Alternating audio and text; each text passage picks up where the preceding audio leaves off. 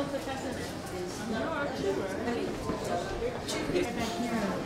that's fine, we didn't help her ourselves. Of course you can.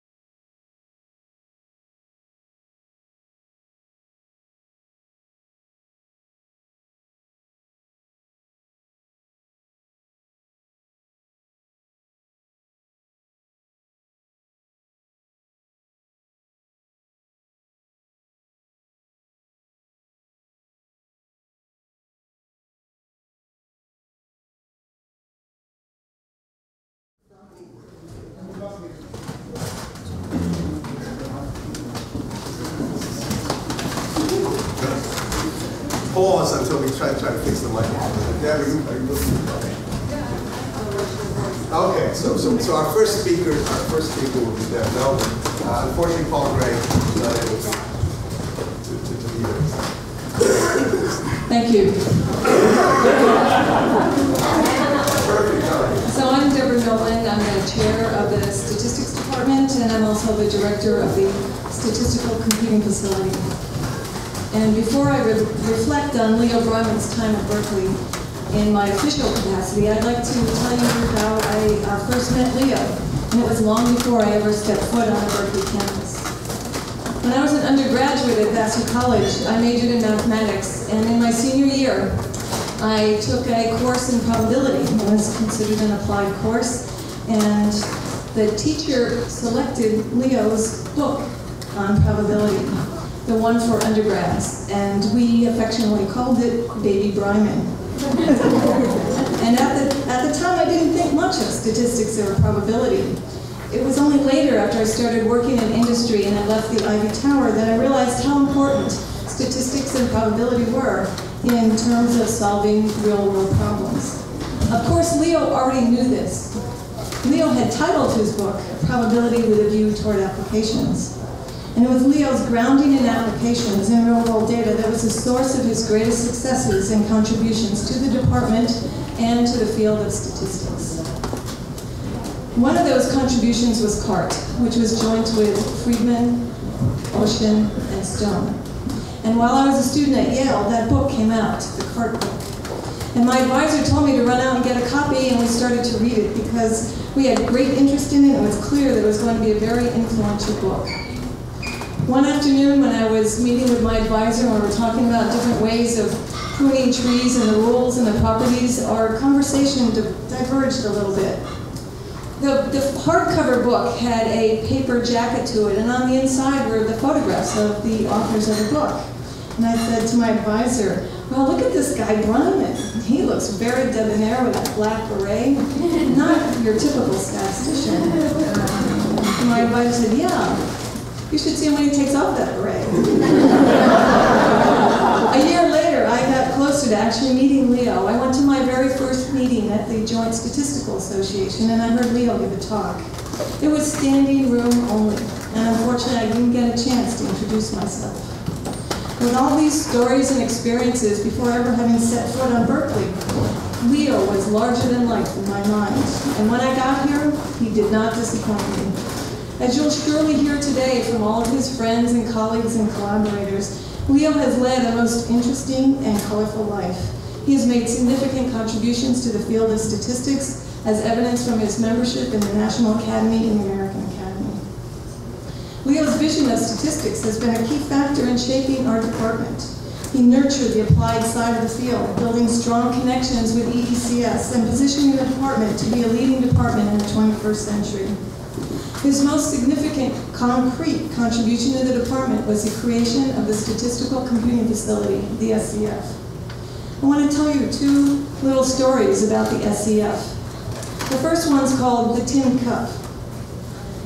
Our MSO, Judy Miller, when she first came to the department about 10 years ago, Leo pulled her into the office and said, now Judy, you're new here.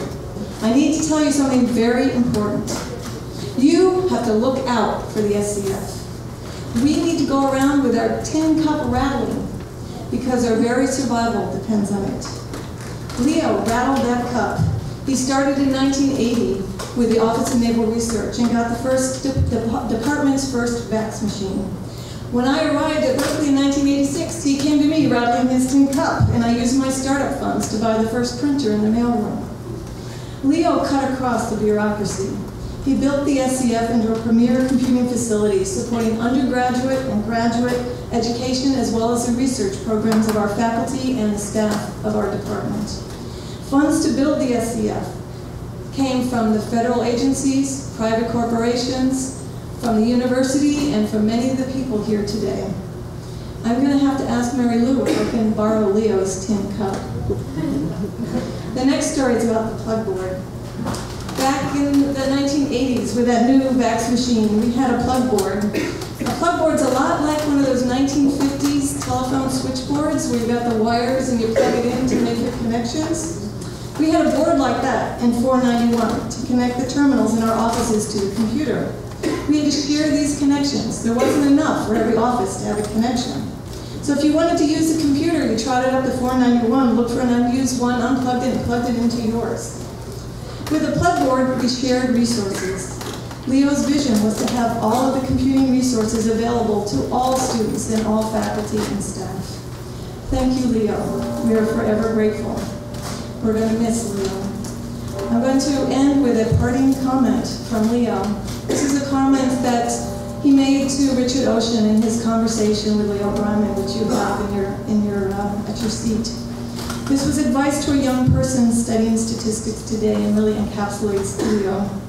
Remember, the great adventure of statistics is in gathering and using data to solve interesting and important real-world problems.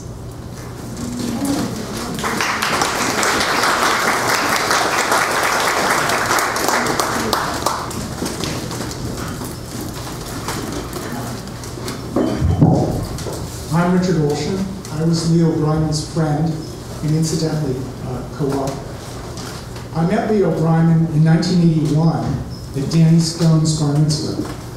While he was quite famous already, and I had used his good works many times in teaching, as recently as 25 years ago, we were strangers. Not long after the meeting, Leo and I, and of course Jerry Friedman and Chuck Stone, spent much time, at first by ones and twos, then together on card. However, Leo grew to be much more than a scientific colleague. He and Mary Lou became very good friends to Susan and me. I will not forget holding Leo's hand as time grew short and talking was impossible. For lack of anything better to say, I mumbled, "Leo, can you hear me?" He turned his head toward me, opened his eyes a bit, and proceeded to shake his neck almost violently left and right. Witty to the end, he was. More than one New Year's Eve, we ate, drank, and danced the night away at the Santa Fe Bar and Grill. Leo, Mary Lou, Susan, and I spent hours together and with others in the Breiman's lovely Berkeley home. There were parties on July 4th, their wedding anniversary, with a 1989 party particularly memorable, and I might say memories of that are summarized in pictures that are in a table outside for you to look. We learned that BYOB has multiple meanings, one being the Breiman-esque bring your own barbecue. If fare other than one's own looked good, it was always possible to share. And the Breimans supplied so much else to eat and drink, BYOB mattered little anyway. There were dinner meetings of the cart gang of four at Cafe Pro Bono in Palo Alto, with Leo drinking wine aplenty and occurring no apparent harm. Would time permit, I might speak of the Shannon-Breiman-McMillan theorem, how to get rich quickly, playing favorable games, the famous TSC technical report by Leo and Chuck, the powerful studies of nearest neighbors by Leo and Peter Berkeley, but it does not. Though Leo was hardly a religious man, he was in fact quite Jewish. He spoke to me about growing up in the then Jewish neighborhood, Boyle Heights, in Los Angeles, and also about saying the memorial prayer Kaddish for his father after his father's death. It is with encouragement from Mary Lou and others that I recite now a version of the prayer that marks every Jewish funeral and day of remembrance, El Malei Rachamim. Merciful God, who dwells on high in our hearts, grant perfect peace to the soul of our dearly beloved Leo Breiman, who has gone to his eternal rest. Shelter him in your divine presence among the holy and pure, whose radiance is like the brightness of the firmament. May his memory inspire us to live justly and kindly. May his soul be at peace, and may it be bound up in the bond of eternal life. Amen. But Leo is always more festive and somber. So I close with a poem from 1998, when it was the right thing to look to the future, though it turned out to be shorter than we wished. Leo once lived in Topanga Canyon, had many a mogul as nearby companion. Like them, he's real slick with a word or a letter, can make great ideas, yet still a bit better. There's cart and ace and bagging too, and curds and whey on stuff for the loo. And further, please note, if you please, that pimple is not something meant to, oh geez, arcing is nice if the data require, but not to worry, not to perspire. If you need other, Leo still produces more food for thought in statistical juices. Like fine wine that ages and only improves, our friend Leo still has the moves. His genius is sound for the coming years. Best wishes, dear Leo. All hail and with cheers.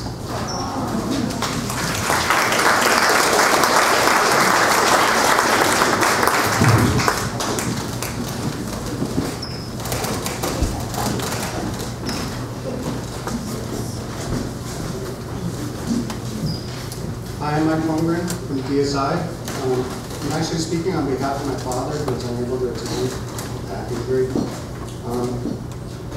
My father, DSI, has been associated with Leo for almost 35 years. DSI is a quantitative money management firm. What we try to do is beat the stock market. My father liked to say that he knew what to do, and Leo knew how to do it. This resulted in a collaborative effort that lasted over 30 years.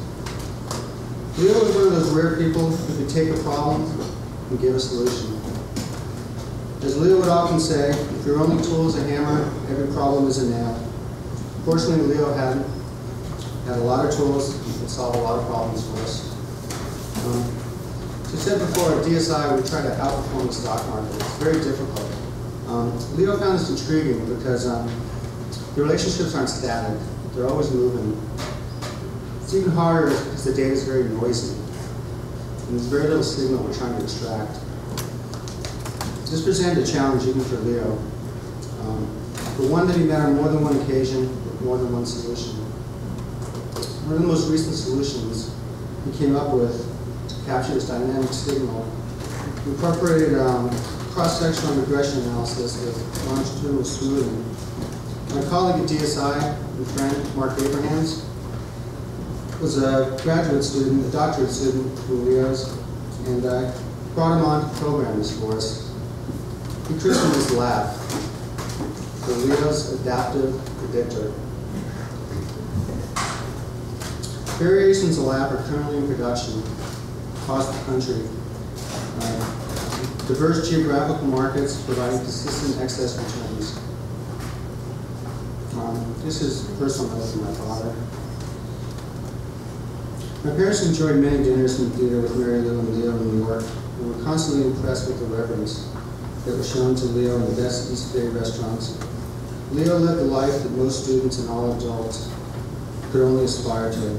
A loving father, friend, counselor to his two accomplished daughters, a loving wife, Mary Lou, diverse and long-standing friends. The home he built with the view of the Golden Gate, second home in his beloved Mexico, academic acknowledgments, consulting to major corporations and government agencies. This was my father's home. Yeah.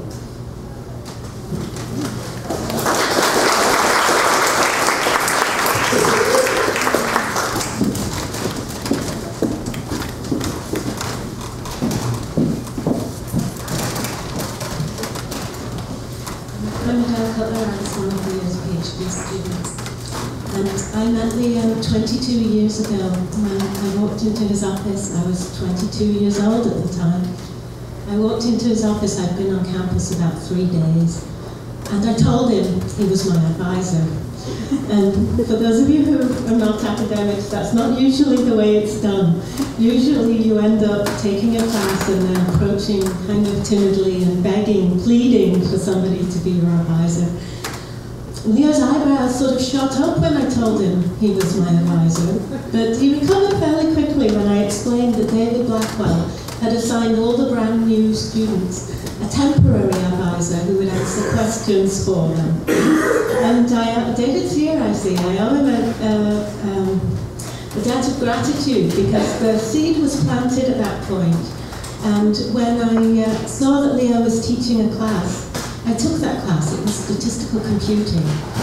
And with all due respect to some of the people here who taught me, it was the very best class I'd ever taken. Leo had a way when he was teaching of explaining things intuitively so that even people who were a bit slow could understand it very, very well and recreate any details later because they understood the intuitive ideas behind the methods. Yeah. Let me see. I'm shaking. Leo, in his classes, was quite provocative. He would challenge the views that you had of traditional methods and make you question them. And he, believe it or not, he was very gentle at times too. If he was dealing with somebody who was a lot less intelligent than himself, which was certainly true in my case, he wouldn't intimidate me. He would actually be very gentle in the way he would explain things and correct me. I can still remember the day when I walked into his office. He'd given me a problem to think about. And this was very early on. I went away and thought about it. And I went back to him and I asked him, Leo, what's the model? And I see Jerry's laughing at that. It's amazing that I made it through a PhD after coming into Leo with a line like that.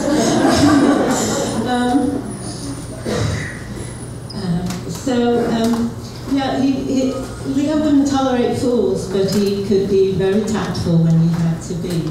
as he did very frequently with me.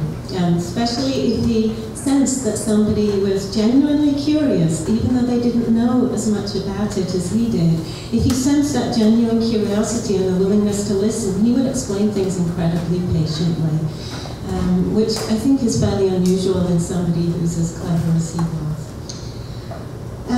Although our work was fairly complicated, in fact, I've been going from appointment to appointment today, explaining it to people, talking to people about it. Leah really appreciated simplicity. When I created our website, I spent a lot of time looking for a forest photograph. And I came up with this ethereal, this ethereal forest picture. It was a photograph, it was black and white. And it was very subdued, very artistic. I thought it was really lovely. It's kind of spooky. Leo took one look at it and decided that's too somber for us. He wanted something lively. He wanted something simple to express the basic simplicity of the method. And at this point, I'm like, well, it took me all day to find that one. How am I going to find another one? In the end, I got my son to crayon a picture of some trees. And that was, Leo immediately loved that. He's like, this captures what Random Forest is all about. It captures the simplicity, the cheerfulness, much better than the somber view, even though it was very artistic. Leo would call me kid or kiddo. It was a nickname that kind of got better as time went on. Let's see. I think I was very lucky to be able to work with Leo, especially for as long as I did. The work is still active when he passed away. I have the last email he sent me. It starts out, and what had happened was we'd signed up for a short course at a conference. It was an all-day short course, which I don't think is very short at all. And because he was ill, I had to give the whole course. It started at 8 in the morning and it finished at 5:30 in the afternoon. And I got back to my hotel and I said, it went quite well, Leo. And his email back to me was, congratulations, you pulled it off. And then he went on to say that the research was going slowly because his health had taken a downturn. But I'm still grinding away at it, that was Leo, you know, he would still be working even when he was very, very ill. Many cheers, he said, Leo. And at the bottom, he said, I'm proud of you.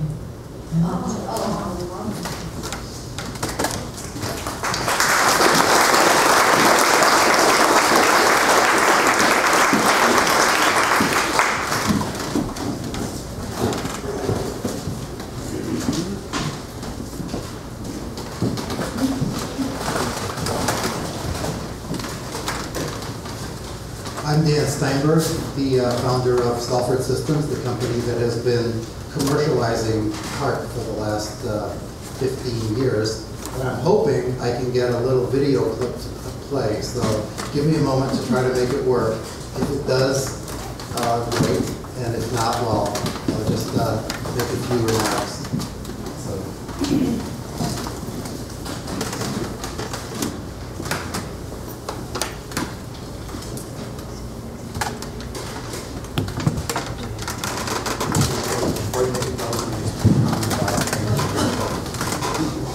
Okay, just a bit of context. 2 years ago, we decided to begin a series of annual conferences on data mining, but specifically focused on real-world applications of the tools that Breiman, Friedman, Olshan, and Stone have been associated with for the last 20 plus years. And so the first one focused primarily on CART with a little bit of other topics, and then the second one expanded. And in the first one, we had Jerry, Leo, Richard, and Chuck all together on a panel here in San Francisco, in which they spoke about how CART came to be And I think that's maybe the first time they were all together in a public setting on the same podium speaking, and we captured that on video, plus another lecture that Leo gave at the same conference on random forest. So we took little bits from those in a very small video, and I hope that you'll be able to see it and hear it. So let's try that first.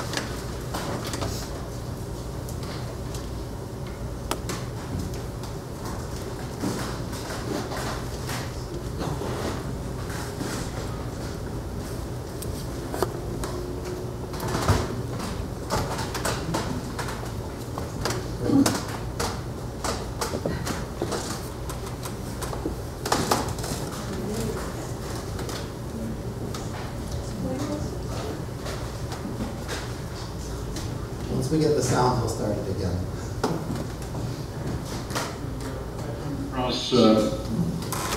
I started working in trees. I was originally trained as a probabilist.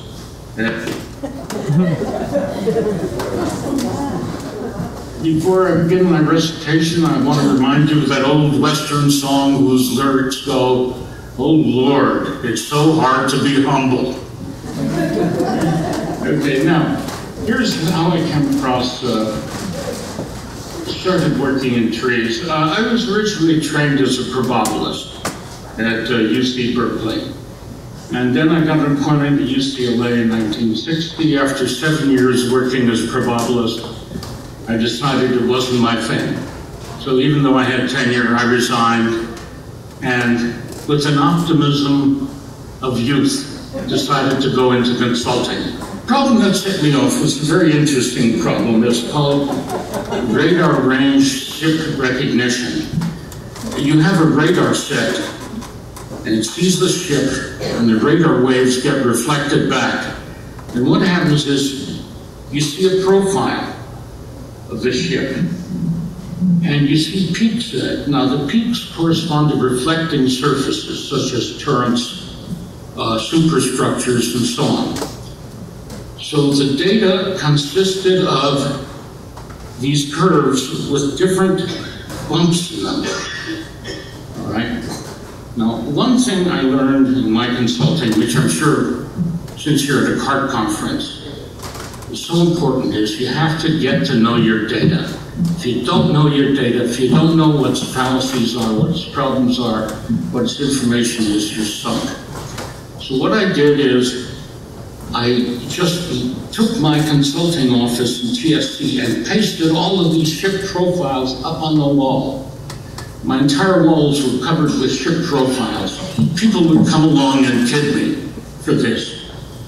Okay, so I don't know how this happened, but I mulled over this problem and thought about it for many weeks. And finally, a bolt from the blue hit me. And it said, this is what you do. Now we take and we put all of these profiles down this list of questions. Some will go left if they answer yes. Some will go right if they answer no. And then, because I had done a lot of research in information theory as a probabilist, I used the entropy measure to decide what split was best. And then I just recursed this, going down the nodes, and used some arbitrary stopping rule, like stop when there are fewer than 10 profiles in every node. This was the first tree I ever grew. I knew nothing about A or any other tree structure, and I don't know to this day what gave me that idea. It seemed unlikely at the time that we could publish these results in any standard statistical journal that was so far out of the mainstream statistics. So we decided to write a book. And then we negotiated with the publisher to keep the price low, to make it accessible. And in December '83, the monograph appeared, and CART was born. Let me conclude on a philosophical note. CART was a good tool to do exploratory analysis of scientific data. But, you know, something that always happens is that people get entranced with tools and think they're the God's truth. And that's something that I always have to warn my students against. Namely, the Clippers algorithms are no substitute for human intelligence and understanding of the data. And you take the output of random forest not as absolute truth, but as smart computer-generated guesses. That's it. Thank you.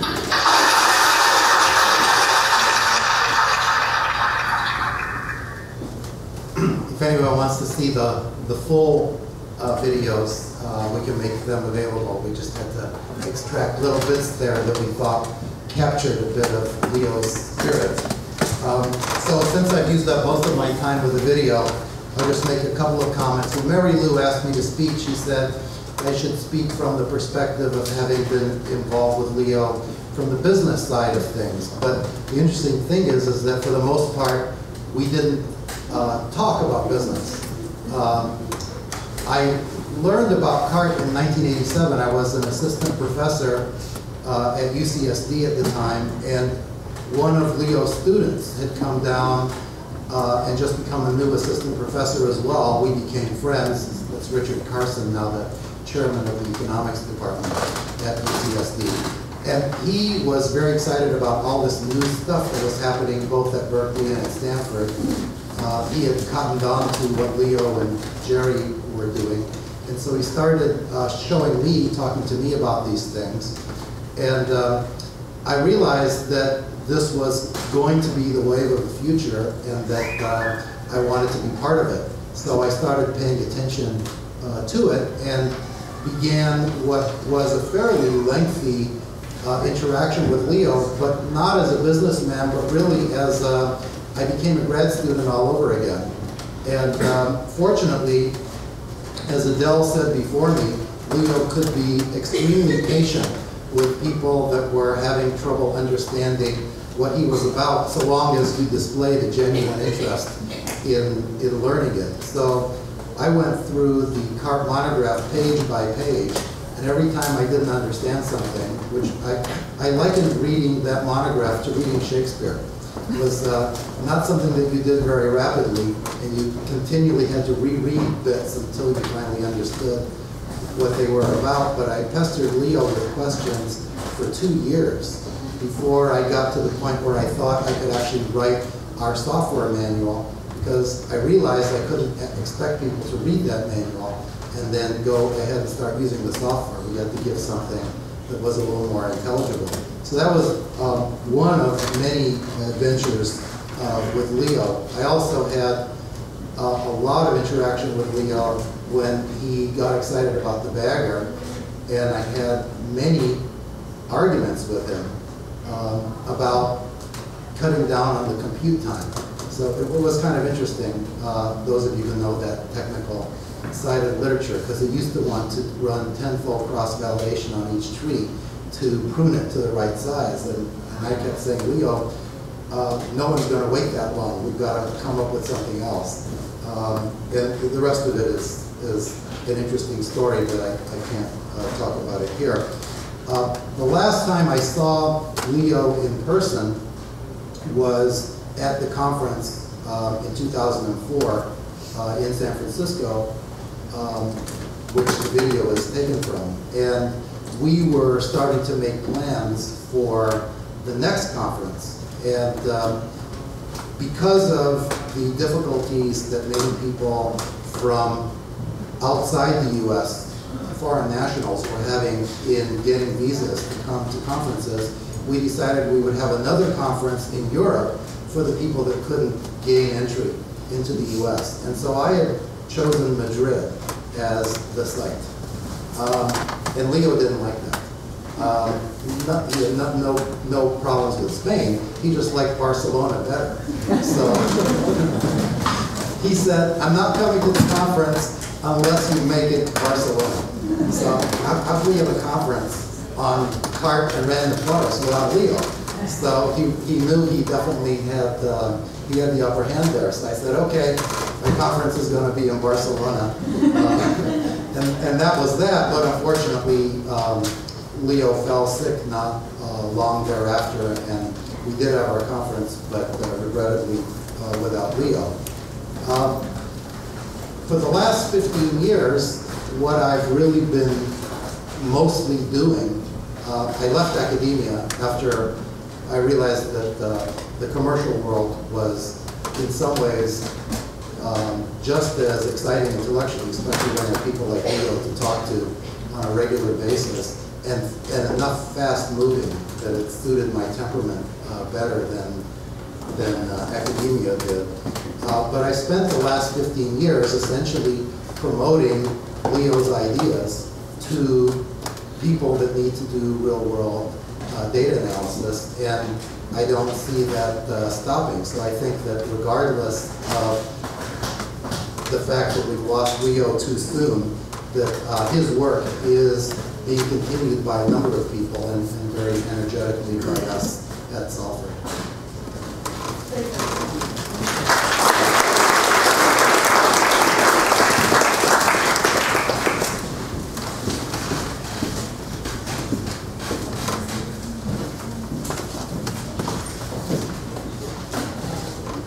Hi, I'm Jerry Friedman. I've had the great honor and pleasure of working closely with Leo for many, many years.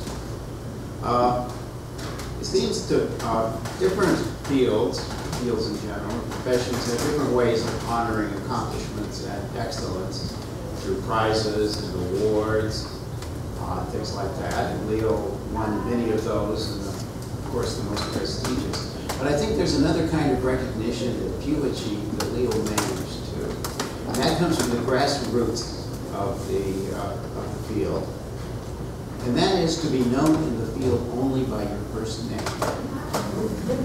When you say, in fields of statistics, machine learning, data mining, when you say Leo, everyone knows who you're talking about. And I think that's perhaps one of the highest honors that Leo has. That we all know him, everyone knows him as Leo, and that's all you have to say. Now, I don't remember actually the very first time I met Leo, sometime in the early 70s, but I do remember the first time I had a substantive interaction with him. It was at a conference in Dallas, Texas in the spring of 1977, when Leo organized a conference on what he called the analysis of large and complex data sets. Leo was a visionary. He had anticipated data mining 15 years before it had a name. And he invited me to speak there. And I agreed, but I was really quite nervous because I was a physicist at the time, dabbling in statistics and a real amateur. I'm still an amateur, but I was a real amateur then. And I was a little nervous about talking to an audience of real statisticians. And so I gave my talk. It was on a Tuesday. And I don't remember how it went, but I do remember feeling very relieved when it was over. And so I had gotten through it. And they hadn't crucified me. So after that, I met some other people there, and they had given their talks, and they said, well, let's relax tonight, let's go do Dallas. So we thought we'd have a great night on the town, and Dallas is kind of a wild town, and we were looking forward to a great time. So I was on my way out of my hotel room, walking down the hall, and to meet my friends and go out and do Dallas, when I saw off in the distance Leo approaching. And I saw he had a folder in his hand. So I prepared to sort of smile and greet him as you would an acquaintance that you talk to at conferences. And he stopped when he got to me and he said, Jerry, he says, I'm running for the school board of Santa Monica. and in order to win, I need the endorsement of the Democratic Party. And they're meeting in Santa Monica tomorrow, and I've got to be there. My talk here is scheduled for tomorrow. And I could see by then that in that folder was a stack of transparencies. He said, would you please give my talk? So this bolt of lightning shot up at me. Now I'm going to face these statisticians talking about something I really don't know. I had no idea what Leo was going to talk about, but I couldn't deprive the children of Santa Monica Leo. So I said, sure. So I walked over, talked to my friend, said, I'm sorry, I won't be doing Dallas with you tonight. Went back to my room and stayed up all night poring over Leo's transparencies and trying to learn the material well enough to give a talk about it, which I did. Again, I don't remember how well it went, but I do remember being very relieved. So, After that, Leo was in Southern California. I was just like in Northern California. And I was working on trees. And every once in a while, Richard Olson, who was at San Diego at the time, would come out. And he asked me what I was doing. I said, I'm working on these tree ideas. And he said, well, I have a friend, Chuck Stone, in Southern California. He's working with Leo Breiman. Then, to me at least, it was Leo Breiman. Later, it was Leo. And it looks like a lot of the stuff you guys are doing is pretty similar. So Richard sort of went back and forth, explaining to Leo and Chuck on the one hand and then the other what we were doing. And finally, Leo called me and he said, maybe we ought to get together and hash this out and see, you know, what commonality there wasn't any and what we ought to do about it. So I went down to Santa Monica. Leo was working at Technology Service Corporation as a consultant at the time. And Larry Rafsky had collaborated with me on other things, was in town and was interested in trees, so he joined us. He later dropped out and did other things. So we went down to TSC and we thrashed, you know, the whole morning. We discussed each other's approaches, and indeed, you know, even though we hadn't talked to each other at all, they were really quite similar. So then at around noon, someone says, well, let's go next door to lunch. So my vision of going next door to lunch is, you know, a little delicatessen, you get a ham, and maybe a cup of coffee, and come back to work. Well, when we walked into the place next door for lunch, I could see I was very mistaken. I looked at, there was a stage, there was entertainment, and this place would be euphemistically called today a gentleman's club. And the entertainment on the stage could be euphemistically called exotic. So we were ushered over to our booth, and we were sitting down, continued our technical discussions. Every once in a while, we kind of all right, entertainment on stage. And then about halfway through that dinner, Leo said, gentlemen, I think we ought to jointly write a monograph. And so the CART book, the CART collaboration, and the work that all of us are probably most known for, basically originated in that gentleman's club in Santa Monica with Leo's suggestion. After that, so that's, you know, you heard Leo tell the cleanse story of how CART started. Now you know the rest of the story. After that, Leo came down to Berkeley and we started intensely collaborating. The way it worked was both of us would clear our calendars every Thursday. And I would come up to Berkeley. I had been a student here, both undergraduate and graduate, really loved the place. So every Thursday I would come up and we'd clear our calendars and we would just work together. Every Thursday was our day to work together. And this went on for about 5 or 6 years. And the meetings are working together, sort of follow a format, evolved into a format. I arrive around 11, come to the parking place on Hearst Avenue, quarters. And I go up to Leo's 4th floor office on Evans Hall. We would review what we had done separately towards our joint projects for about an hour and a half. And then Leo would say, Jerry, let's have lunch. So we would go over to the crepe place across the street, both have us finish crepe. I'd put more money in the meter, and then we'd come back, and then we'd work the rest of the afternoon. And then around 5 o'clock or so, when, you know, we weren't getting anywhere anymore, it was getting late, Leo would say, Jerry, let's have a beer. So we'd go down to Spats on Shattuck Avenue, which I see is still there, and we would be drinking our beers, and we'd have 1 or 2 beers, starting out with the technical discussion, which would degrade after more beer was consumed. And then Leo would say, Jerry, would you like to get some dinner?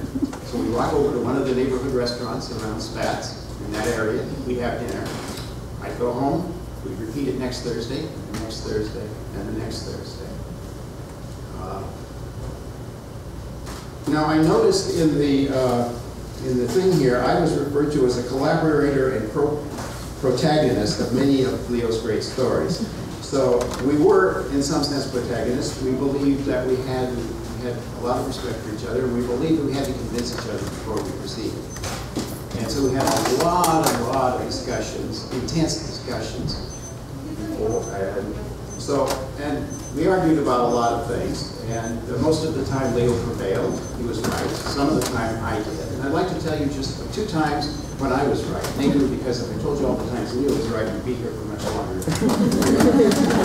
But I think they lend some insight into both Leo's character and Leo's genius. One thing we argued about a lot in the late 80s was in regression analysis, shrinkage versus variable subset selection. And Leo felt that if you had too many variables in a regression problem, you try to select good ones. And I said, well, there's some merit to shrinking, ridge regression, and there was this procedure called partial least squares. We discussed it a long time, and finally, Leo agreed with me. And for me, that was it. I didn't think much more about it anymore. But for Leo, it wasn't it. His imaginative mind started working. He started thinking, what about simultaneously shrinking and selecting? And that gave rise to his non-negative garrote, which was, and in some sense, revolutionized regularized regression. It was also the inspiration for Rob Tibshirani's lasso, as he tells it. And in fact, I think the name lasso was sort of in honor or taken off of Leo's garrote. So when you convince Leo of something, and he could be convinced, watch out, he'll do something with it. The other time, this is the last one, is when we were working on the ACE procedure. And we had been working on it for a while. And we were trying to work out a name for it. What should we name it? And we argued about this all afternoon.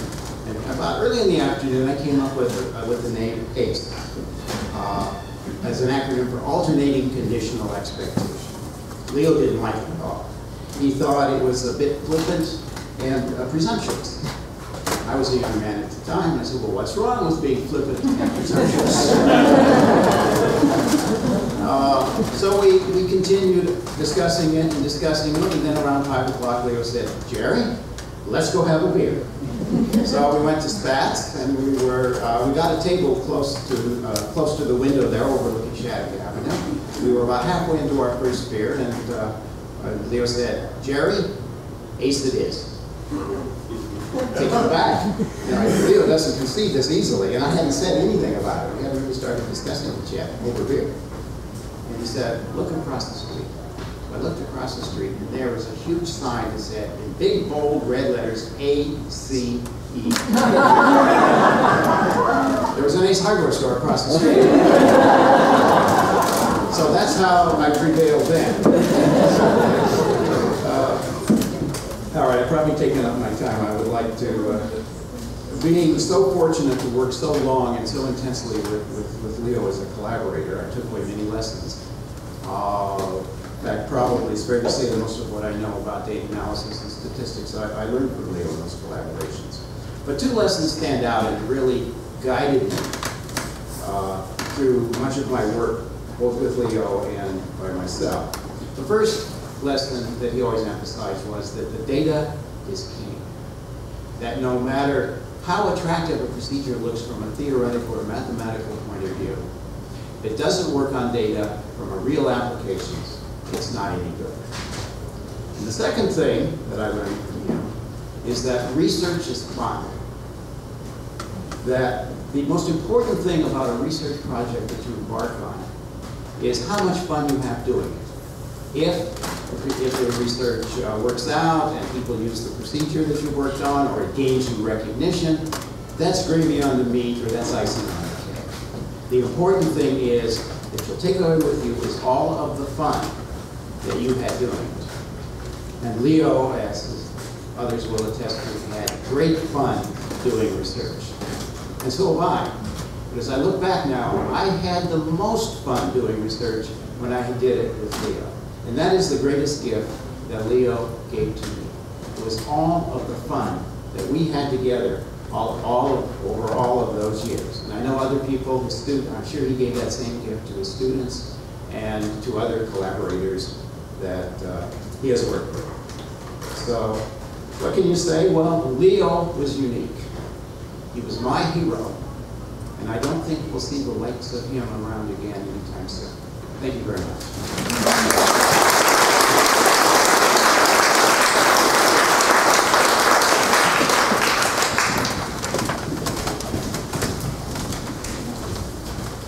Before I begin, I'd like to make a conjecture. This picture on the cover of this little booklet, I'm guessing that picture was taken on the East Coast because I remember Leo saying that The only time we put on ties is when he crosses the Mississippi River. My name is Andy Liao. I work in drug discovery research in the Merck Research Laboratory. Our goal requires us to work with large complex data, which is a term you've heard of many times already today. It was in search of effective methods to analyze such data that allowed us to Professor Breiman's work, where we found a brilliant statistician who became a good friend. To give you some idea of the kind of data that Leo loves to work on, in searching for active molecules for a new indication, we usually have biological activity data on about 1 million molecules, for which we have the molecular structure information encoded in about 200,000 variables. And the goal is to characterize what's distinctive about the active molecule and be able to separate them from the inactive. And because biological data is quite messy, in addition to finding a model that separates the actives from the inactives, we also need to identify the false negatives, that is, those molecules whose measurement came out to be inactive but really are active. This is a large, complex problem because typically we would have 20 out of the 1 million molecules were active. So it's very sparse, it's high dimensional, it's imbalanced. And Leo was able to help us first by pointing us to support vector machines and later help us applying his random forest to make successful predictions. Now I'd like to tell you a little story about my first encounter with Leo. We invited him to give a talk and consultation at Merck. And the seminar was scheduled to go from 10 to 12, which is already a very long lecture. So Leo started right at 10, finished right at 12. But the technical discussion that followed went way past 1 o'clock and didn't really stop until people in the audience were getting a little bit too hungry and couldn't resist the temptation of the food were lying outside of the room. But you know, with the sandwich in hand, Leo happily went on with the discussion. And later on, when frequent travel to the East Coast became difficult for Leo, we would travel to his house in Berkeley and visit Mary Lou and Leo. And we would start discussion 9 o'clock in the morning, and have lunch that Mary would prepare, then really stop to take a break at 5 in the afternoon. And we would have some wine, keep going with the discussion, carry on to the skates, the restaurant. It didn't really end until we parted. And Leo was always fascinated with the real life problem that we bring to him, and we always learned a lot from him.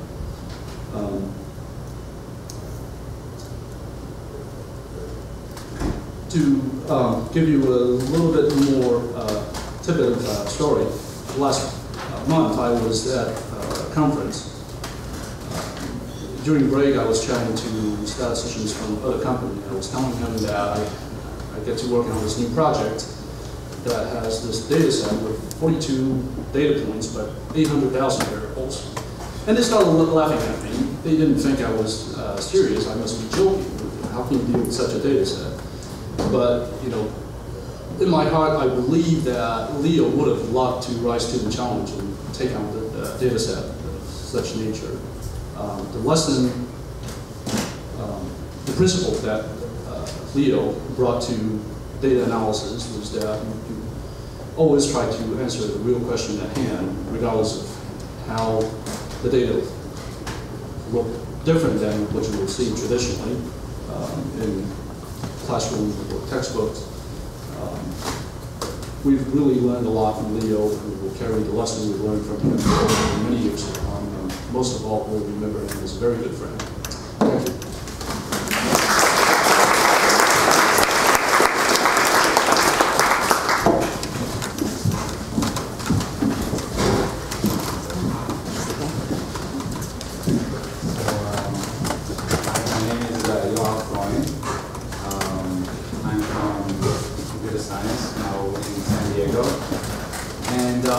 Yeah, everybody can hear me now? Yeah. I'm a computer scientist, currently in UC San Diego. And And really, to tell the story truthfully, my relationship with Leo didn't start at the best of terms. My close collaborator, Rob Shapiri, went up to MIT to give a talk about our newest baby, which was Adabus.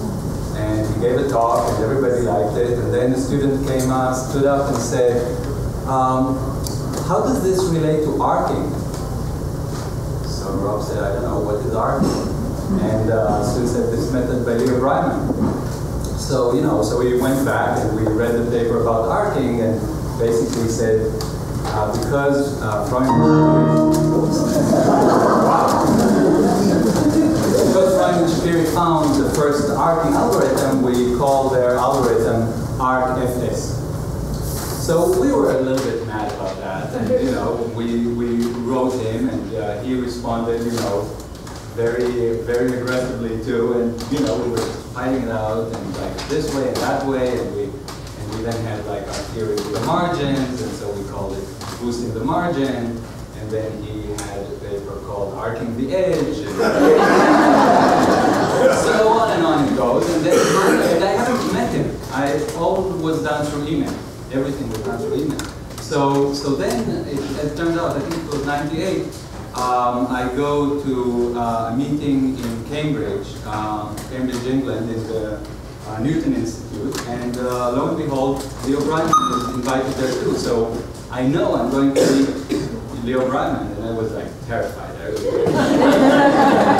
So I go there, and I go and I say, we're in the middle of some technical argument through email, in the middle of it. So I go to each one of us has an office. I go to his office and I say, hi, I'm Yoav Freund, and he says, oh, Yoav, call me Leo.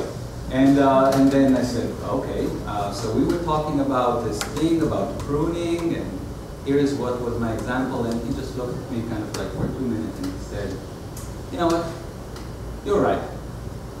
And that was it, that was our last argument ever. Never argued after. Of course, we actually, on a technical level, we did argue. So there were still things I didn't agree with him and so on. But kind of like, it was, all of a sudden I was really his friend. And he said to me, I want you to write a discussion item on this recent paper I'm having on the Annals of Statistics. And I said, discussion item? I have no idea what is a discussion item. I mean, in computer science, there is no discussion items. I mean, you either prove something or you don't prove it, and that's it. I mean, we consider it math. And he said, no. You have a completely wrong picture about what this endeavor is all about. And so I said, but I don't know what to write, I don't know what to write. So he said, let's go down to the library, and I'll show you a discussion item. So, unfortunately, I forgot it in the car, but I remember it pretty well. It was a discussion item Leo Breiman wrote about Mars. 1991, Jerry Friedman published a paper about Mars, and Leo Breiman wrote a discussion item. First it says, oh, this is great work, very useful work, and so on. And then he said, but I must try to clarify this confusion that I have. I mean, I'm looking at this paper, and there are no lemmas, no theorems, nothing. There's just no theorems at all. Nothing is mathematically claimed. Moreover, the method itself, there's no maximum likelihood, no min-max analysis. I mean, is nothing sacred anymore? Basically, then he says, I'm so grateful to see this in the Annals of Statistics, and I congratulate the Annals of Statistics, and hope that they will continue with this sacrifice. Everything that I suggested, he tried it. I said, why do you do bagging by selecting a subset? Why don't you maybe just flip the labels randomly? And sure enough, he went the next day and he said, you're right, it works just as well. And so on and so forth. It was really amazing. So when I heard that Leo was sick, I was really devastated because he's so unique. I mean, there's nobody else that you could talk with that really had such a grasp of what statistics and what data analysis is about, and at the same time, was not afraid of math. Just like he could do it all, and that was really a blow. But I think that he in a very big way showed the way. He wrote this paper that I think is great. I showed it to all my students about the two cultures in statistics, and I think that he put his finger on it. And I think that my goal is to try to continue in his direction. So he'll be dearly missed, and I hope that people will continue to read his paper, and thank you very much.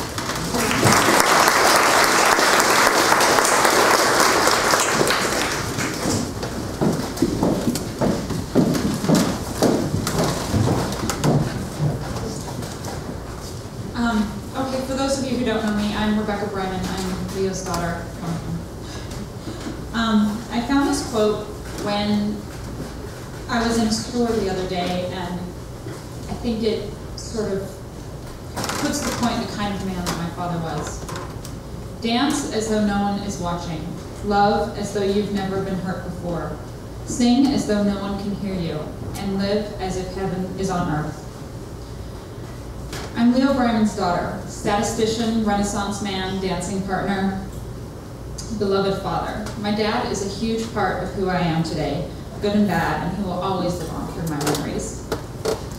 Some of my memories are silly and fun, like the first time I brought home someone I was dating from college. My dad was backing out of the driveway in the Gray Ghost, his 1984 cabriolet, and in the process he backed into one of our neighbor's cars. He looked up, shrugged, smiled, waved, and drove off. Some of my memories aren't as hysterical. My father and I had our bouts of fighting throughout the years, and if he was here, I would have told him how sorry I am for some of the words that I said. I have memories of going canoeing on the Russian River, bashes on the 4th of July. I never told him how much I hated sweeping the porch, but it came to be worth it. His friends are our family. My father faced each day with a newfound curiosity for life. His work, his cat Lionel, his travels around the world, and the backyard. He never ceased to be amazed by the beauty of everyday things. From 1979 to 2005, my father was my hero. He still is. I think about him all the time. I carry a lock of hair in my purse with me, and I remember him every step I take in this town. I once tried to understand his work by asking him what he was working on. He started by saying, "You see, honey?" And he draws it out. "If you've got 20 points on the line," and I said, "Dad, I'm lost." Though I may not understand his work, I do understand its gravity and importance. I have many memories of us sitting around the table, discussing peace in the Middle East, AIDS, the homeless, the Bush administration. But I got to know my father as a true fighter when he was diagnosed with cancer. I've always loved and admired him, but I sincerely felt needed by him when he got sick. While we didn't communicate much, I sat by his bedside in silent meditative prayer for hours. Toward the end, I came from Salt Lake City to be with him. He kept reaching his arms up. Jessica and I couldn't figure out what he needed. "Daddy, are you uncomfortable? Daddy, can we move you? Do you want to get back up?" He wanted a hug. I will never forget that moment. That hug for me held every single second of love between my father and I, rolled into one moment. I could go on and on about memories that I have with my father, such as the stick figure he used to draw on cards when he signed his name. It had hair. My father was a talented scientist, an artist, and music lover who could see the magic in life. He was a loving and devoted husband. I remember the way he closed his eyes and swayed when Aretha Franklin's Bridge Over Troubled Water came on the stereo. He was a loyal friend to many, including Hank, Rosie, Barbara, Harry, Jack, John and Diane, Peter and Nancy. The list goes on. My father was a special, supportive, nurturing dad. The first time we met, he cried. He was 51 years old and he never thought that he would have kids. From then until now, I know my father is someone who danced as though no one was watching. Daddy, I will always hold you in my heart. Thank you.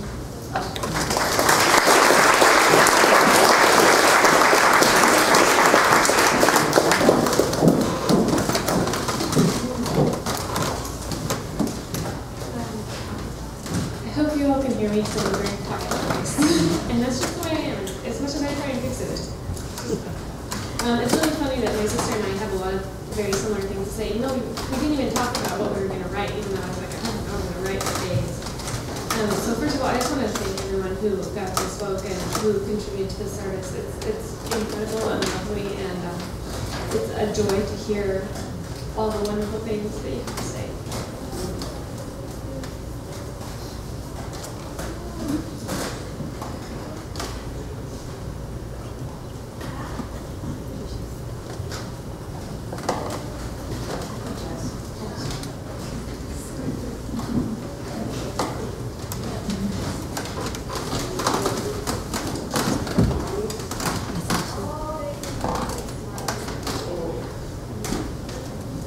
I feel privileged to be with you today among the friends and colleagues that I consider to be my father's family. He was an only child, and although several relatives of various sorts live on the East Coast, it was family that he created in Berkeley of intellectuals, ex-hippies, neighbors, acquaintances, childhood friends that he really considered his true family. I feel even more privileged to have had him as my father. When I first wrote down the speech, I couldn't think of anything to say that people don't already know about my father, because he was just so completely honest about himself and who he was, and he was very straightforward, and the way he was with you, with all of you, and with me is the way he was. He wasn't any different, you know, and he always told the truth, and most often there wasn't a whole lot of cushioning to it. So sometimes it wasn't always, you know, a good thing to hear, but he would tell you the truth, and he would not, you know, he would never hide it from you. And I remember when he was diagnosed, you know, with this tumor in his neck that finally ended up being the main tumor. He wanted the doctors to tell him the truth, because that's who he was, and he always wanted to know what he was dealing with. So I suppose in some ways that has a lot to do with his work as well, you know, in knowing who he was. He was not a typical dad in any sense of the word. We didn't play baseball or soccer or anything like that. But being average was never his forte, as you can see from his body of statistical research. In addition to being a genius, he was lovely, complex, and human. And he will always be a part of my life the way he was. Not just as a vague lesson, because he is truly, like the song, unforgettable. Towards the end of last year, when he was feeling really down and out about the cancer treatment and the necessity for him to rest so much during it, which he never tried to do overmuch, I tried to reassure him that he had it. He had that thing that distinguished those who carried on from those who didn't. I told him how much I enjoyed his true curiosity about life, his desire to know about the world around him. He never rested in his enthusiasm to find out. He would always know something about something I was interested in, and he would start off a long discussion, just gesturing with a glass of wine in one hand, and he'd say, you know, it's real interesting, Jess. And I just remember so many conversations starting out that way. A great addition to my dad's curiosity about the world was his capacity to have fun. He loved good wine, good food, good friends, and interesting places. He didn't have a sense of fear that so many of us now have about the world. He had a sense of awe and a sense of adventure. My dad had a boldness about him that sometimes seemed reckless, as evidenced by the car. But it was more of an unwillingness to dwell on bad things or to give them too much care. When I was out here one summer as a teenager, I called him from the BART station to have him come pick me up. I apparently interrupted the McNeil-Lair news hour and a glass of wine. Because when my dad arrived, he pulled over and waved at me, and he still had the glass of wine in his hand. enjoy himself, wherever he was at the time, regardless of possible consequence. He really never ceased to be amazed by the world. He would often tell me stories about the most recent trip he'd been on. Whether it was to Las Vegas or Venice, there was always something grand that would have astounded him. Even in the everyday, I envied his lack of cynicism about what he observed. There was always something incredible or crazy to tell me about. A new project, an exhibition at a gallery, a new work of art he bought on eBay. There was a certain look on his face, a gesturing of the hands as he described something lovely that I'll never forget, and really, conveyed how excited and how astounded he was by what he'd seen. For someone who's been around through many of the greatest changes the world has ever seen, who built his first computer and has been to more nations than I can name, I'm sure, from memory, there are still so many things that could surprise him. When we were children, he often took me and Becky into the city to see galleries, museums, and concerts, but equally to FAO Schwartz and to experience the rotating restaurant. He had a childlike sense about him that truly enjoyed the games and gadgets at the toy store, but an adult sense of culture and beauty that loved to take in art, music, and theater. I really think he had as much fun as we did at all of those places, and he didn't waste any time taking us somewhere he didn't want to go either. My senior year of college, about 2 years ago, my dad came up to visit me in Oregon because I was feeling really depressed, and I was really overwhelmed by the magnitude of my thesis. While he was there, he helped me formulate a study plan and a schedule to check in with my professors. He also took me to the best restaurants in the city, to the movies, for a strolling tour of the local bars. He discovered the local pub for college kids and the local coffee shop with the outdoor patio. I think he discovered as much about the city in about a week as I had in 4 years.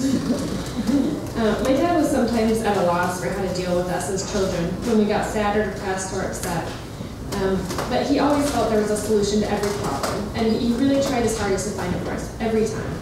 If that meant pulling clouds and calling someone and introducing himself as Professor Breiman from the University of California, Berkeley, so be it. He would do that, or usually with everyone else. Usually a down-to-earth guy, if he needed to pull that out.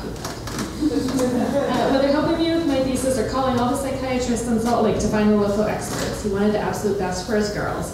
And he would not take no for an answer, even from the girls themselves.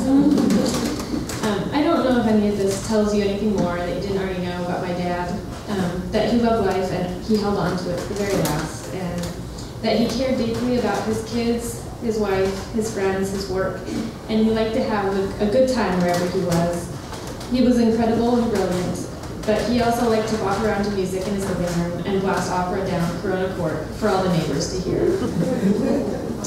I know that my dad was one of very, very, very few people who knew how to live, and even though I wish dearly that he'd be around longer, his 77 years were packed to overflowing with all the life and love he experienced.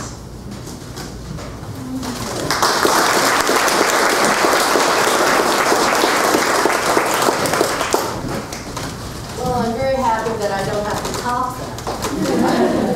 I still will say that there's one thing Leo wanted: no funeral. No tears. He wanted a happy occasion. So if you don't know already, this is a happy occasion. Leo hasn't gone anywhere. He simply left his body here. I know it's in a little velvet bag next to the side of the bed. So I can guarantee you, the rest of him is wherever he wants to be. He happens to be speaking with Einstein at the moment. He's one of the most recent saints who marched in. Einstein got there a little bit ahead of him, but they're having a great time, absolutely sure. And be comforted. He knows everything that there is to be known. I've been assured this by my brother, who had one of those passing death experiences, died, came back. He was very happy in that interval. And he said he knew everything there was to know. He knows we're here. He's probably tickled to death to hear all these memories. I'm tickled to death. Fortunately, we have someone who's been videotaping this, and we can have this memory. The girls, his whole family, can have this memory. Whenever we miss it, we pull it out. Yes. I appreciate so much this little Salford system clip. I would love to have the rest of it, to reproduce this. All I had left of his real self was this little teeny, 10-second phone message. I had to take it off the phone because everybody had called and cried. But that's what I had, and now I find this love. Just so many people have brought things to us. It's wonderful. So I just feel bathed in love, and Leo is just everywhere around. Thank you all so much. Thank you all so much for coming and for sharing what you have of him and bringing him home. 5 minutes? Yes, would anybody else? We seem to have a few minutes. Is that what I'm asking? A few minutes left. Yeah, Peter's going to speak because Peter has, the thanks could go on and on forever. I'm not even going to say thanks to everyone. But Peter has something to say. Well, I don't actually. Peter, listen, Peter, that's all it is. Just take that.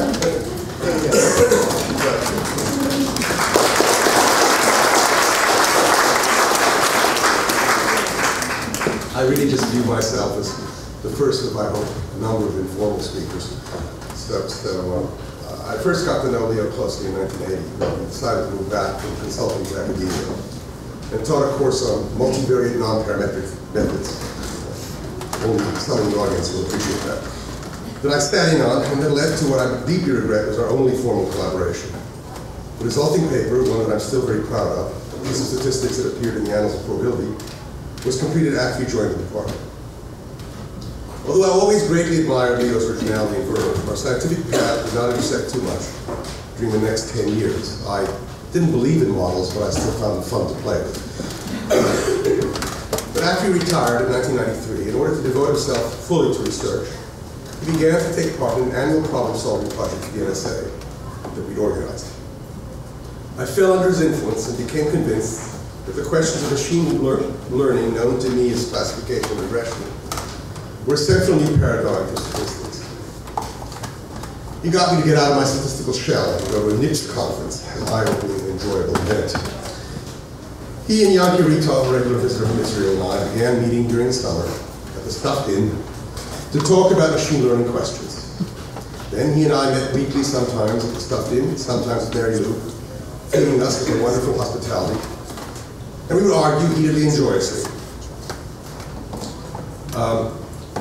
Leo liked to take extreme positions, such as that we should only pay attention to prediction and ignore issues of importance of variables. He changed his mind on that after a while.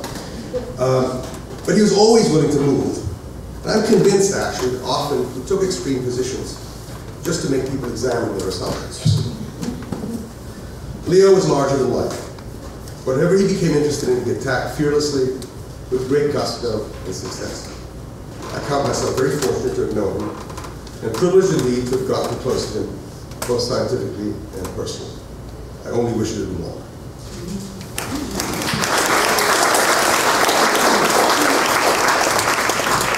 I would like to reiterate, asking if there are other people in the audience who would like to come up and say a few words. People have stuck to their schedule very religiously, and so we still have 20 minutes.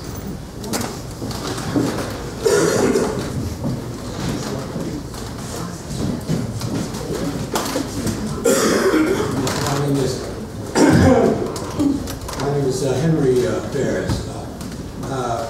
My only distinction probably is that I am Leo's oldest friend. Leo's father and my father were both part of a fraternity, a socialist fraternity, in the old days around the time of the Depression. And Leo and I became acquainted with each other as counselors in a children's socialist camp. Actually, the event one day was when Leo came over to me and said, Hank, I cannot take care of the junior boys. Would you change with me? And so I said, sure, and I took the junior boys, and he had the senior boys. And I think that from that time on, Leo was, that it cemented our relationship. He was eternally grateful not having to deal with the junior boys. Actually, there is a tremendous gulf between, I mean, Leo, you know, like many other people, was multifaceted, and his academic, scholastic life, which made him a great man, really, was totally alien to me. I think of Leo as a fellow camper. Well, this was carried on in a number of experiences. I can recall the time when another camper, Seymour, and I and Leo, this was Seymour's first Cadillac, and Leo and I went down to Mexico from one little town to another, singing Arbitering Workman's Circle songs, you know, Rise Ye Brick, whatever, songs, along with some medicinal alcohol and orange juice. You mustn't get the water down there, at least in those days. And when he came to Berkeley, and you know, I subsequently came, and we still had a sort of camping tradition. Is Ben here? Well, there's Ben.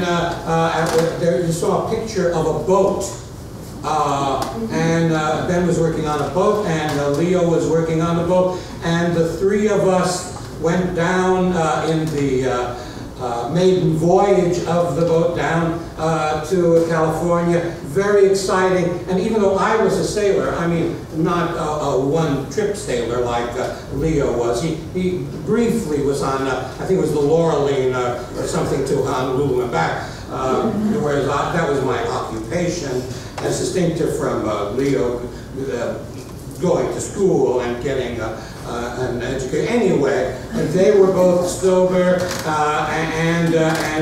whereas I was just nauseous, lying in the tolerate back and forth. We went down to Pebble Beach, and at other times there were trips down to well, in those days. This is the days when the Mediterranean was the only coffee shop where you could get espresso coffee. You know, this was, and this is where the people hung out at the people or the Mediterranean, and there was after hours on San Pablo, the Steppenwolf and the Blind Lemon, and anyway, it was a circumstance where people discussed life, philosophy, and things like that. I was never involved, really, with the academic achievements and involvement with Leo. The only time, and I shouldn't put myself down this way, but I was having trouble with statistics for the behavioral sciences, and Leo was trying to communicate. It's like, and he had a bit of tenacity to trying to teach me about, you know, what type of model to use, whether they're small with small groups or large population, whatever. Beyond my comprehension, I could not understand. But I mostly liked, actually, in connection with living in Berkeley, there were these parties. Leo loved parties. And there was this time when a number of people, Leo's friends, would sit around in a circle, passing a bottle of $1 a gallon Burgundy, which left a little ring around your mouth. And there was spaghetti. I was a cook. I made spaghetti and garlic bread. well, that was, I don't know, it seemed happier, although impoverished times, those days. And we would sing again folk songs, you know, arise, ye whatever.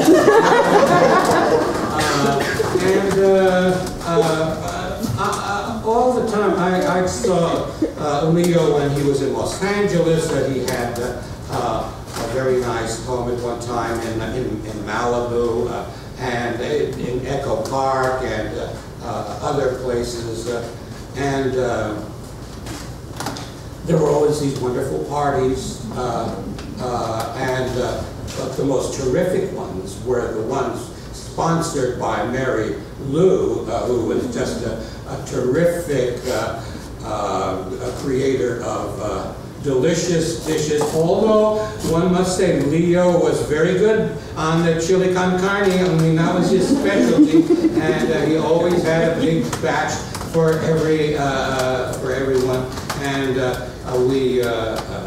and apart from these parties, and I was talking to someone about this. I said, you know, it's a good idea to have wedding day and a holiday like the 4th of July simultaneously. It's a brilliant thought.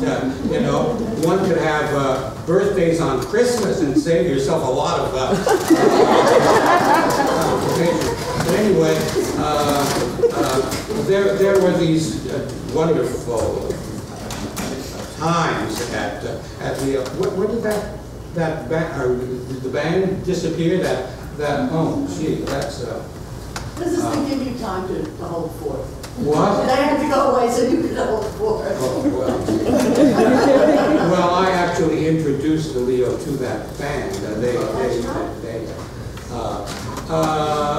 Leo was closer to me in some respects than I was to him, because I have been in community theater, and Leo and Mary Lou came to see much of my performances there.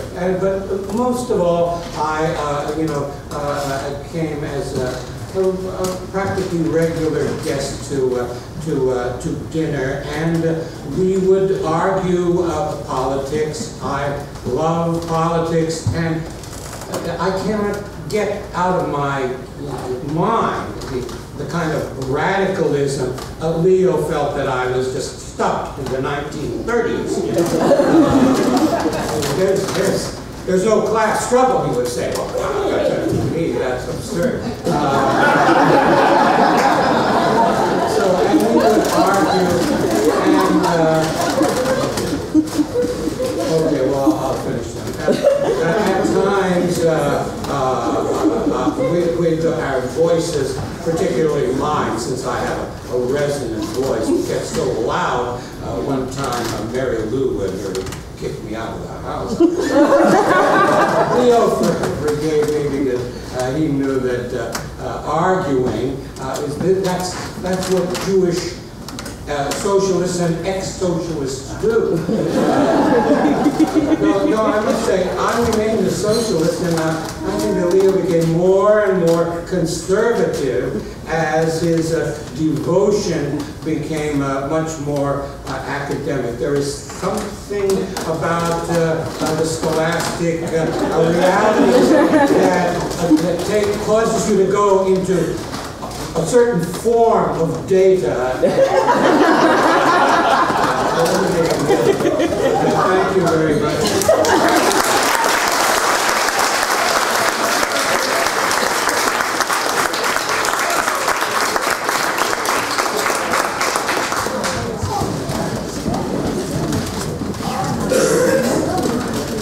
My name is Rob Kitchen. I'm from Stanford. I'll be very brief. I just wanted to, most of what I have to say has been said before, but Leo was one of my heroes. And really, I think it's sort of three reasons. The one is that my work is very practical and applied. And one of the reasons is I'm not very good at math. And Leo was very unique because here's a guy who's an amazing mathematician, but used math only when he wanted to or needed to. And for me, that was inspiration because his work, especially in the later part of his career, is very practical. He used math when he needed it, but he really wanted to solve the scientific problem. And that to me was the inspiration.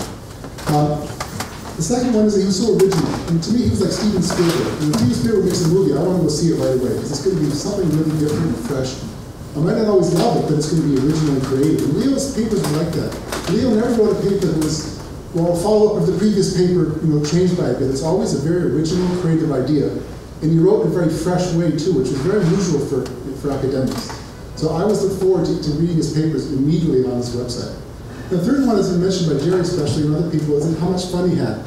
I think the first time I really got to know Leo socially was at machine learning meetings, and I was probably in my early 30s, and Leo was in his 60s, and we'd go to meetings with Jerry Friedman and Trevor Hasty, and Leo just had so much fun at the meetings. For one thing, I never knew, we used to go to dinner with Jerry and Leo, I never knew a bottle of wine could cost so much. They loved really good wine, and I never wanted to see the bill, but of course I had to split it. He loved wine, he loved parties, and he loved to dance. He mentioned earlier how he used to dance when no one was watching. I remember one time at a MIPS meeting, there was a bar after the meeting, and there was a crowded dance floor and loud disco music. And I'm pretty shy, I like dancing, but I was thinking, should I go up there? And I look over, there's Leo Breiman dancing. He's probably 65 years old, he's packed with people, and he's bouncing around with all these young girls and young. And of course, that inspired me to go up and dance. So that was really, it was wonderful to see that. And I'm going to miss Leo. He was very special and original. Thank you.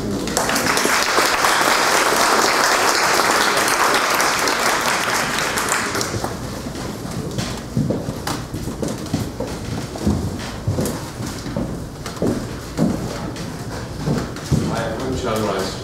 Diane and I moved to Berkeley in the early 90s. And simply one of the best things that happened to us was getting to know Leo and getting to know his family. But I can't say that seriously enough. He was an inspiring man, an inspiring human being. He was brilliant, he was humorous, he had passion, all those things. And like Rob says, he's sort of a hero. He's certainly a hero to me. I'll never forget, but while as people have been speaking here, I hear Leo in what people say. I hear the way he talked, and I feel his attitude towards life. Maybe the image that I'll carry of Leo is one formed at many 4th of July wedding anniversary parties in his house, where there'd be wine, there'd be food, there'd be music, there'd be dancing, people talking, people sitting out in the garden arguing. All this up on the walls was Leo's sculpture looking down at all these activities. So I would sort of wander around, and then sometimes I sort of try to find the bathroom in maybe a semi-state of stupor from all the wine I've been drinking. And I kind of accidentally wander kind of in the vicinity of Leo's study, which was right behind the kitchen. And so there's this other world of Leo. There's this place where these incredibly creative ideas have evolved, along with all the other dimensions of his personality. So he was a very generous, very positive and inspiring person. He had a great sense of humor. Somehow one thing that's always stayed with me, and I'm not quite sure why, but it says to me something about Leo. Shortly after we moved here, and I joined the department, Leo retired. And I was really disappointed by this, because I didn't know him, but I just knew his work. And I thought, oh gosh. We're going to lose this guy. Of course we did lose him. He kept on working. He did more brilliant work, I think, after that than maybe even before. But I went up to him and I said, Leo, how can you do this? You rat, you're leaving this sinking ship. And Leo looked at me with this big smile on his face and he said, well, John, you're just going to have to row harder.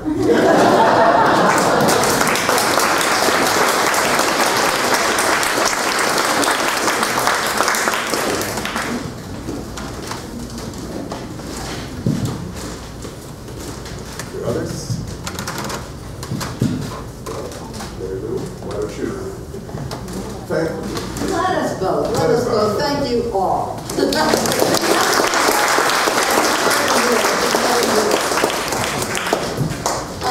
Leo would have enjoyed this.